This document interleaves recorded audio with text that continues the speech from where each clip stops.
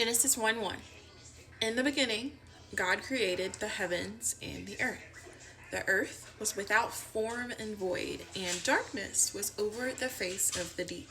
And the Spirit of God was hovering over the face of the waters. Why? It was always God's intent for his creation to have an innate connectedness with him. He seeks to reconcile all things to himself, right? What is the point that I'm trying to make here is that the Spirit hovered over the water because God always craved for there to be a quantum relationship between his creation and him. The water is able to contain and respond to the frequency, the energy from God, who is our source, right?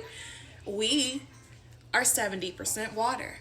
Mommy, Exosomes Mommy, are mainly water. Your cells are 70% water. Water responds to frequency, responds to coding, responds to God stuff. That's why it's so important for us to be intentional about the things that we speak and the things that we think and the things that we allow to consume as media, because the things that we see and experience become a part of us through our thoughts, through our subconscious programming, if you want to go there.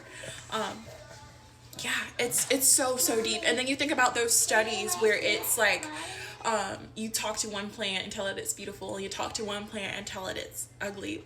We're plants. At the end of the day, God took dirt and made us with dirt and his breath that also carries exosomes, which is cool. But he has always wanted us to be connected to him, and this is kind of one of those mechanisms for that. I'm not saying it's all exosomes and exosomes, but it makes sense when you start thinking about these pieces of biblical mechanics, like the blood of Jesus. Why the blood? The blood carries exosomes, which gives genetic information, but then also like the frequency responsive information, the luminescence that reflects light and scatters light. It's just so cool.